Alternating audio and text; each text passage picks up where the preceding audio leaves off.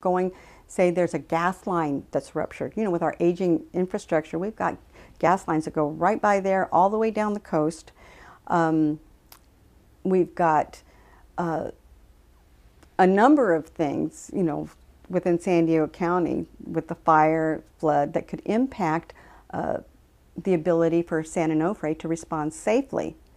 The power outage in September of last year gave us a real wake-up call on how it affected our water pumps. You know, no electricity, the water pumps go down. So what kind of plans and redundancy do they have in place to ensure that doesn't happen? We still have more work to do before we can ever declare this a safe nuclear generating station. So. Why did you speak out so passionately at the meeting the other night? I was amazed how Edison, number one, the venue they chose was the St. Regis, and the fact that they didn't let the media on the grounds. They had the media all on the outside, and I used to work for the media too, and I know they must have been chomping at the bit. But when I saw the bus loads of Edison and San Onofre workers bust in, I thought, oh my goodness, they're really trying to stack the deck here. And when I saw other people, nuclear physicists and other members of the community, council members, standing up and taking a stance, I thought, you know, I do have some knowledge about emergency preparedness and threats and risk in this county. It's my passion, and we can't afford to hide the facts. That's what will come and bite us in the end. I really believe, I love where we live. That's one reason I got a master's in Homeland Security, but I like to look at it as threats from not just some, quote, terrorist, but we have to look at what are really economic threats. If we've got some people that are using this for political means, I don't care what side of the fence you're on. My side is safety. My side is for the human being that is living in proximity to this threat. And if it can be mitigated, it should be. And by mitigation, if we cannot make that a safe plan, it needs to be decommissioned. And so I know there's some people that might be unhappy with me speaking out, and that's, you know, especially being out of work and laid off right now, it's challenging to really speak your truth. But I've lived this discipline for, you know, the last several years, and I don't want to see something like this happen, you know, happen in Fukushima, happen here. It would affect the whole country. If something happened at San Onofre, to me, it would affect the security of our whole nation.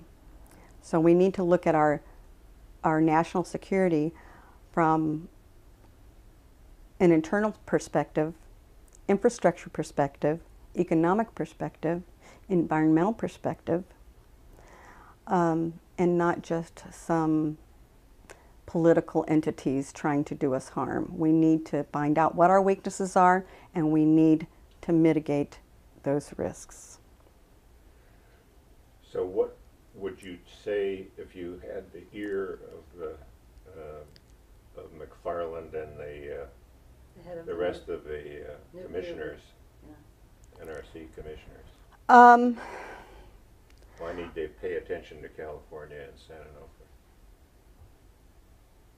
I think they have a lot of pressure. I would like to just speak to them and see if they could answer some of my questions, you know, where I posed about the gaps in our emergency preparedness and response.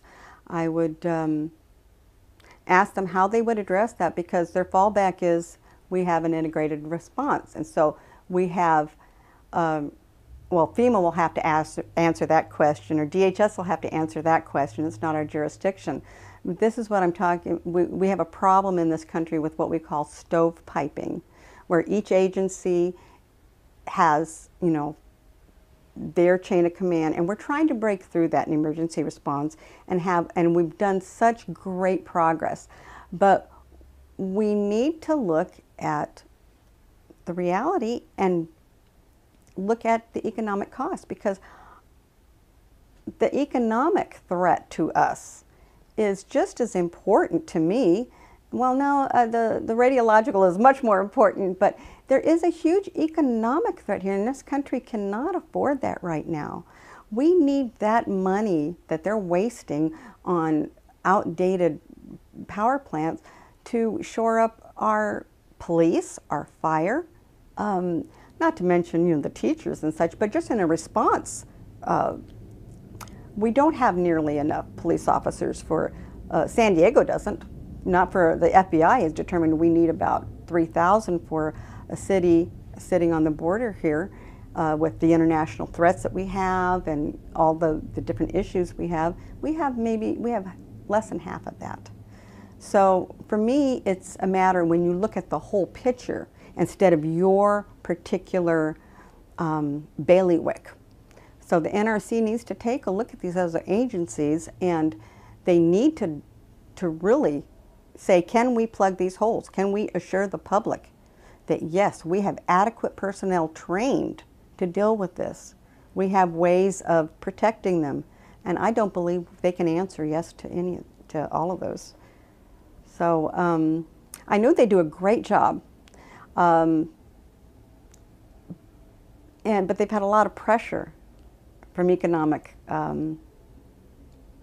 sources with threatening us with, we need this for our electrical grid and our electrical needs.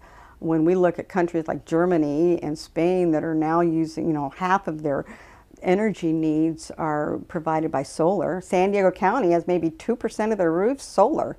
There's been a big fight against solar power here for a long time, and it's time to get over that and look at what's good for the country.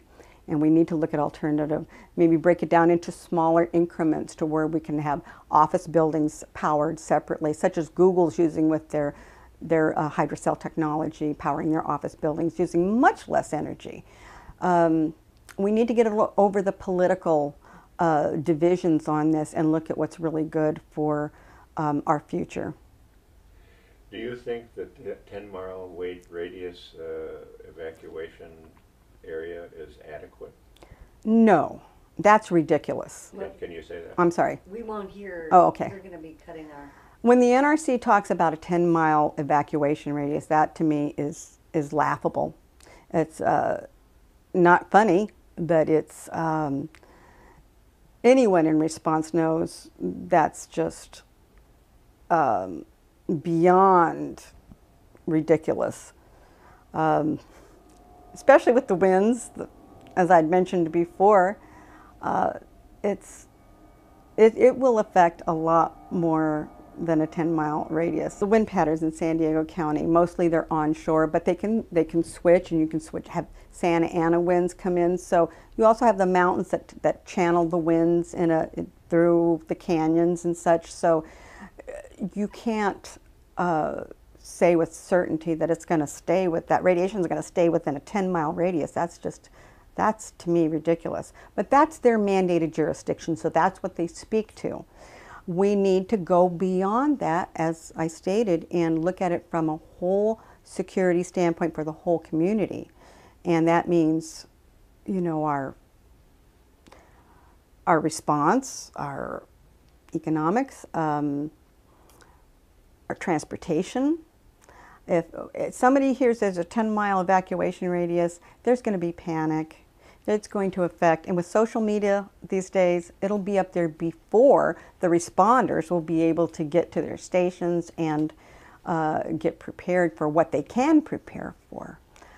That's why the number 10-mile radius is just to me ridiculous. I understand that's where they get it from. They had to find some kind of jurisdiction, but that's not reality. That's just not reality. When you're a responder and you're dealing with radiological, we're looking at, oh my goodness, we're What direction, do we know what direction the wind is coming from? Where do we set up our tent? How do you collect the water? How do you keep the contaminated water going into the sewer system? How do you detect who's irradiated, who's not, who's exposed, who isn't? Where do you start that process? At the beginning of your the grounds of your facility, or at the emergency room door? There are a lot of unanswered questions, and this is what the public doesn't know. Different types of radiation. What gets me is people talk about, oh, well, we pass out iodine pills. We have a plan to pass out iodine pills. That only affects the thyroid. There's a lot more to the human body that's affected by radiation than just the thyroid. So, and there's different types of radiation. And if it's in the air, and you breathe it in or ingest it, that's the big danger. So I was a radiation oncology nurse before I got into emergency preparedness and response. So I know the effects of just one type of radiation on the skin, the burns, dealing with people with breast cancer and other types of cancer where we used radiation, to successfully to treat it. But if you ingest, depending what type of radiation, there's different types. There's alpha radiation, there's beta rays, and I'm not going to go into all the different types right now and what they do. One of my concerns with a radiation release of a moderate or a large scale in San Diego County is we have a lot of farms in the area. We grow a lot of tomatoes, lettuce, a lot of produce. If people aren't aware, and they ingest that, or you breathe it in, it's pretty bad. What certain types of radiation does is blisters your skin. It actually can make your skin burn and fall off.